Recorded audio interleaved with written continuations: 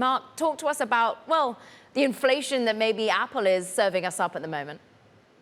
Yeah, so a few Apple services, actually their main ones, all got price hikes this morning. So Apple TV Plus that we talk about often, Apple Music, and Apple One subscription bundles, where TV Plus and Apple Music are obviously at the forefront of their streaming packages, right? So Apple Music is moving from $10 per month in the US to $11 per month, so a 10% price increase. Apple TV Plus moving from $5 a month to $7 a month, and the Apple One bundles, those are rising between $2 and $3 depending on what packages you get. So in the mid-teens, up to $33 for that highest end package where you get gaming and news and whatnot.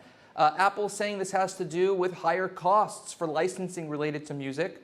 And on the TV Plus front, when Apple TV Plus launched in 2019, the company correctly says that there were basically no shows or very few shows at the get-go.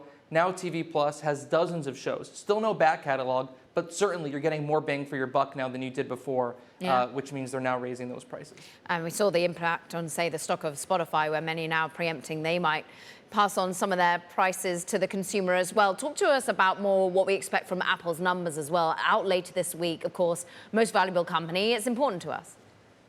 Yeah, so analysts sticking to services believe that Apple is going to come in almost to $20 billion, right? Wouldn't be an all-time record, right, but would be fairly significant for a fourth quarter. That's for services specifically. In terms of overall, we're talking about between the mid-80 billions to low 90 billions.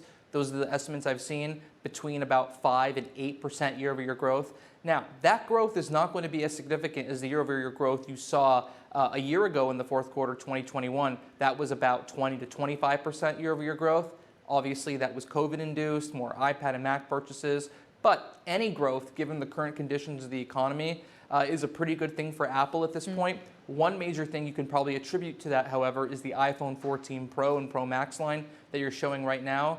On TV, those phones have done especially well with some of the new features like the better camera, satellite features, the dynamic island in the screen.